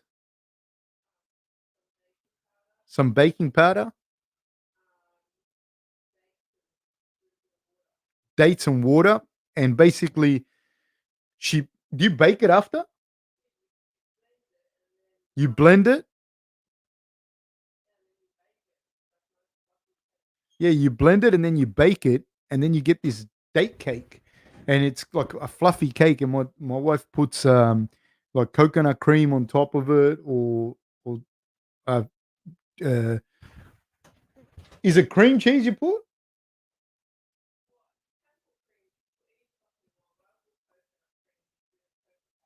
Okay, cool, cool. Yeah, my wife puts coconut cream on there, and so then after you eat that, and it tastes like a cake, dude, right?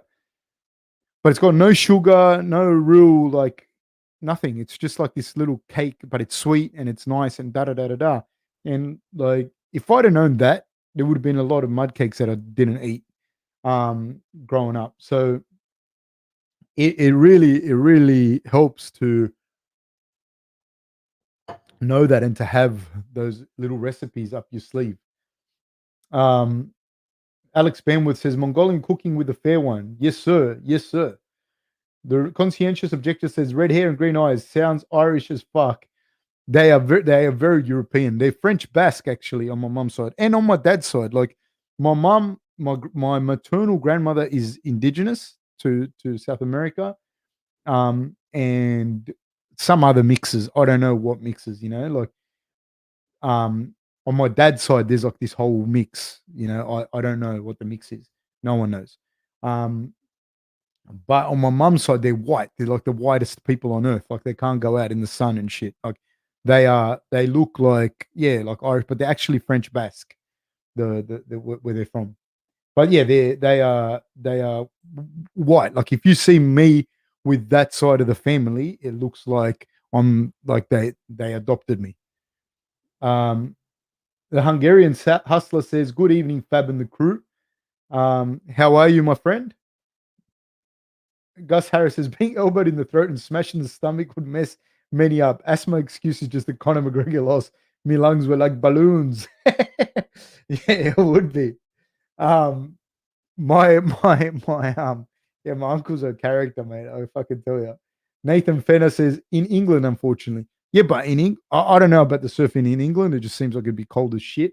I know there are good waves in Ireland, but it's super cold, stupid cold. But in England, dude, one good thing, man, you have really good amateur boxing circuits there. You get lots of good work as an amateur, man. The Gus Harris says the UFC doctor even said my lungs had a stress fracture. Pip Dennison says, stay strong, mate. Nathan Fenner says, appreciate the advice. We'll definitely take it. Although we'll need to ease into training because I full on tore my ACL checking a kick, not the kicking leg. Uh, fucks with your mind. Yes, it does, my friend. Nathan Fenner says, find myself second guessing basic techniques, sometimes, especially after Weidman's leg snapped in half and Connor broke his leg.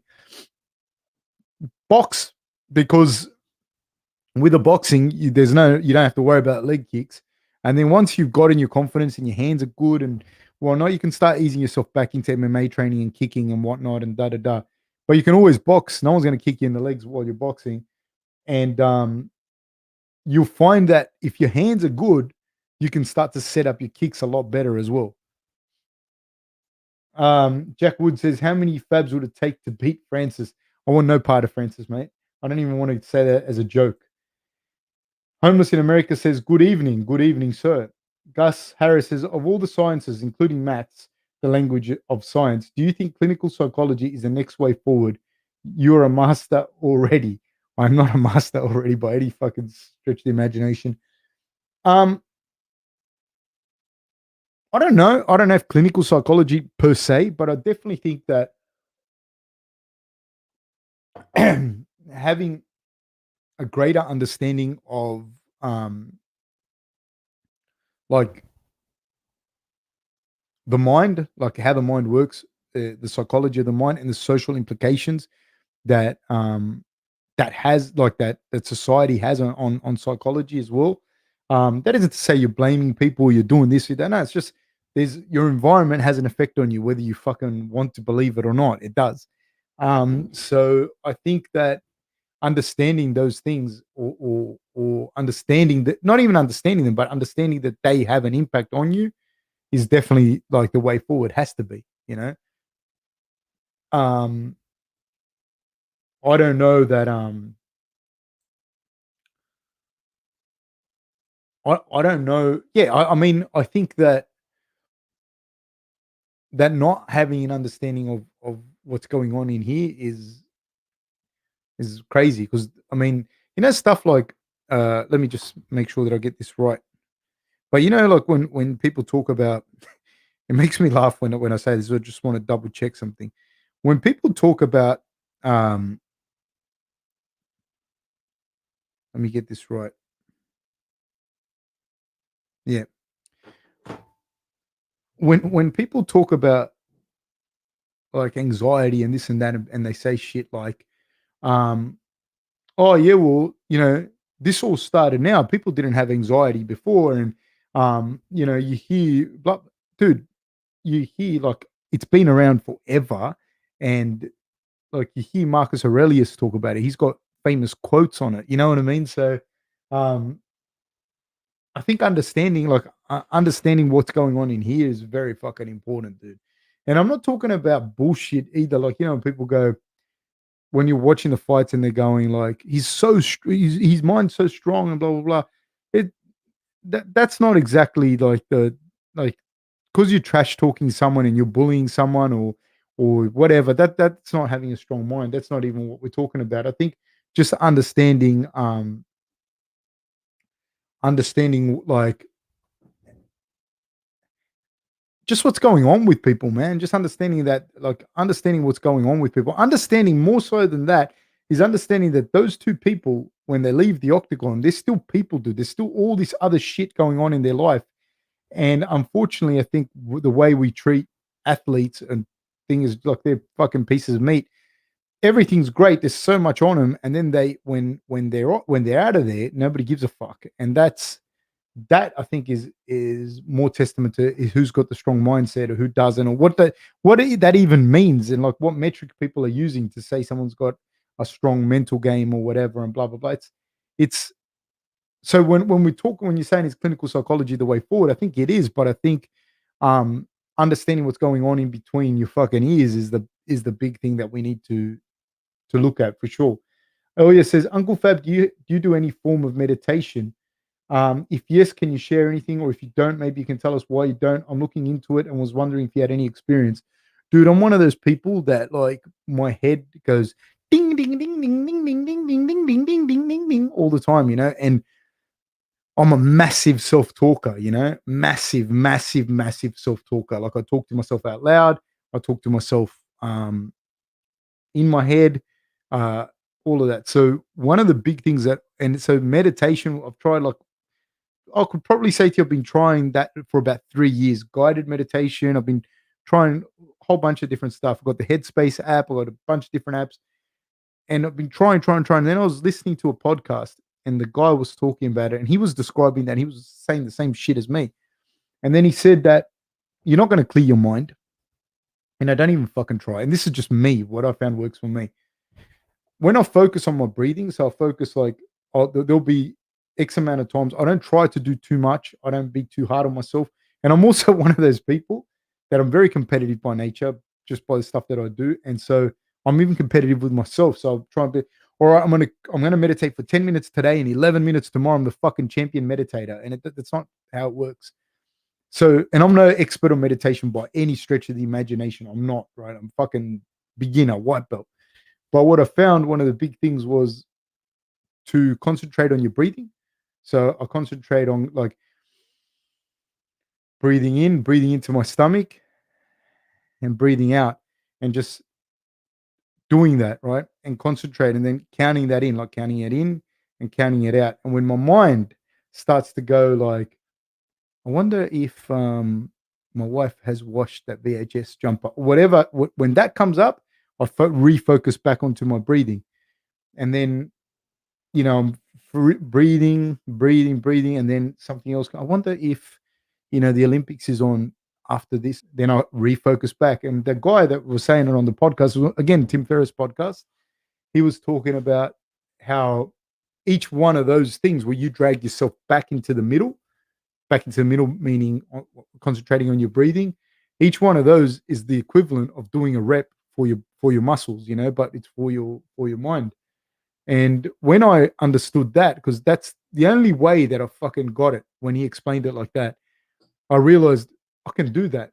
Because any other type of meditation that I was trying to do, and I've been trying for years, I couldn't do it, man. Like I could not do it. My mind would just go, it was so bad. But then when I realized that, man, you just it just went like that. Um, so that is one of the what like I try and do that every day, a couple of times a day, where I'm breathing in and breathing out, and I do it for a few minutes, a few times a day, and I just remember that every time, rather than thinking it as a negative, going I've got to do a podcast at 5.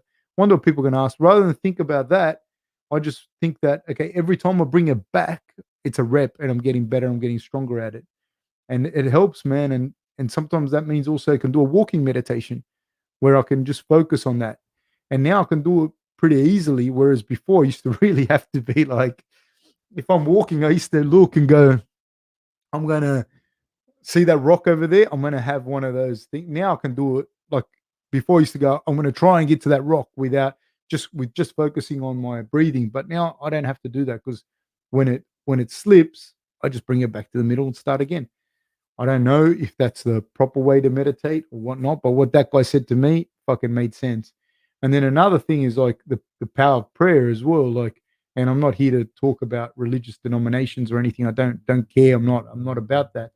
But I think it's about not about like you having a religion or whatever. I think that's great. And I do believe in the power of prayer. That's what I was going to say. But I think that a lot of that helps as well, where you put something outside of yourself. For me, where you can ask for stuff to somebody, whatever that means to you, and also it's kind of like you're admitting you're not it's not in your power. Like there's things that I struggle with a lot, and I would just be like, dude, fucking someone out there, I need help here. I'm weak, I'm not that good at it. Um, and man, there's like everyone else, everyone goes through dark moments in life, and yeah, that all that stuff helps. It's a kind of a lot of the stuff that I do with with the mind and that, like as far as mindfulness and prayer and that kind of stuff. I yeah, I do that. Whereas my wife with the mindfulness, dude, like she can just go bang and it just she's good. You know what I mean? Like she doesn't have that thing where her mind goes tick, tick, tick, tick, tick, like, if we sit there to do 10 minutes of meditation, like it's a fucking battle for me, but she can do it like no problems, just different. Um, Nathan Fenner says, Coach, we'll be back. Going to head to Little and get beef. Thanks to you. Laugh out loud. Nice work. Dusky says, Lewis by murder with a headbutt to Gane's knee. Maybe. Stainless Stove says, you talking surfing and it's great. Have you done snowboarding? Greatest sport I have ever experienced. The thrill is incredible. You could do a fair one meetup on the mountain, Mount Hotham. Let's go. Um, Dude, my knees would blow to fucking bits snowboarding. Um, I've only seen snow like a couple of times in my life, but you're in Tasmania, right? Yeah, Tasmania's fucking beautiful, dude. What a beautiful spot. I may do a meetup on the mountain, my friend. Nah, man. Thank you so much. Hey, thank you for supporting, man. You're the best. I really appreciate it. Um, Elia says, I made pasta. My neighbor is Italian. If he saw the overcooked shit I made, he'd slap the shit out of me. Yeah. You have to get that right, man. You have to get it right. You have to you have to like taste it, you know what I mean? Um Phillips Carlin, sorry, brother. I don't understand what you wrote, my friend. I don't understand that. Um Dusky says, I'm betting on Gane. I think it's a hard one, but I would probably bet on Gane. JLJ says, were you born in Oz or Uruguay? Any stories from over there or any other country you visited? I wasn't born in Uruguay. I was actually born in Argentina, but my family's Uruguayan. I identify as being Uruguayan, like Uruguayan Australian, because I was born in Argentina. It was arbitrary. I could have been born in Korea. I wouldn't be Korean. Um, uh, any stories from over there? Not really. Like not as far as like not as far as like a story thing, because I was a little kid, man. I came to Australia when I was 5. But I'll tell you a story from a country I've been in. This is not a feel good story. No, I'm not going to tell this story. That's too much. Alex Benwood says, I love respect in martial arts. Guys that don't need to talk shit and try to look tough. Guys like Rob and Cyril are my faves. Stainless Stove says, when I try meditation, I just start daydreaming, usually about being in Aliens with Sigourney Weaver fighting aliens. I don't think meditation is actually real. Meditation is just to try and relax your mind. Um, Eat an apple, that distresses me. Breathing. That's why I was saying to you, Stainless Stove, when I just spoke about that, I had that problem with you, the same problem that you had with the meditation. That's why I said to you, the way that I started doing it after hearing that, it really worked for me. Um, and it made a fucking huge difference, I'm telling you. Rusty Tenakun says, I would recommend a few looks at a Buddhist monk called Ajahn Brahm. He has videos on YouTube about meditation and Buddhist philosophy. Thank you very much, man. I really, really appreciate it, man. I really, really do. Thank you very much. I will look into it, and I really appreciate it. Alex Banworth says, I use cardio as meditation, either being out in the woods running or trying to get that perfect form rowing, perfect breathing over and over for 30, 60 minutes in the morning and arvo. Yeah, but see, I used to think that as well. But there's a difference. There's a difference in that, like one thing is like it's almost like dialectical behavioral therapy. It's like coloring in and that, which is very good and it has its own benefits. But the other thing where you're you kind of stilled yourself, especially if you're a person that finds it hard to do that, like myself. Um, it really helps, man, when you start to realize, like when Stainless Stove says, when you start to think about Sigourney Weaver, Sigourney Weaver in Aliens, when you start to think about that and you bring yourself back to your breathing, you're not daydreaming. You're in the moment, and that is a big thing. So when you try it again, Stainless Stove, and when you think that, bring it back. You know, but yeah, Gus Harris says, "You're a dead set champion. I'd fucking love to have a chat with you. Maybe when the world becomes the next thing it will become. Much love, Fabski. Much love, the Fair One podcast crew and peeps. Thank you, sir, man. I appreciate it. You guys are too flattering. You guys are champions. Thank you." Um, Danny Ryan says, highly recommend Sam Harris's meditation app. It's called Waking Up. Yeah, man, I've tried that one too, Um, the only thing that worked for me, honestly, was that thus far. I'm going to try and look at some other stuff. I'm also going to, because I live near the Nantian Temple, which I think is the biggest Buddhist temple in the Southern Hemisphere.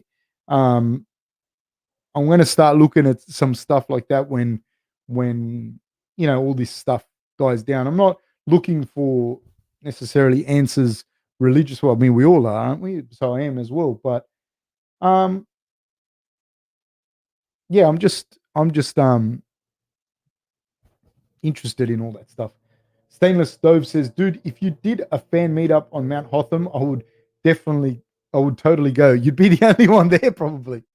And like, it's funny, man. I've been to a lot of countries all over the world. Like, I've been to the Hajj Sophia. I've been to like heaps of different mosques, heaps of different churches.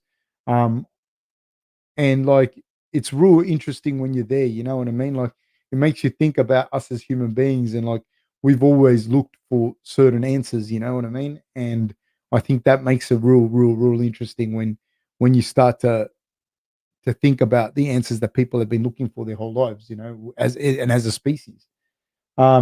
Elia says, thank you, Uncle Fab, and to the guys in the chat for the recommendations about meditation. What a great community we have here. That we do, my friend. That we do.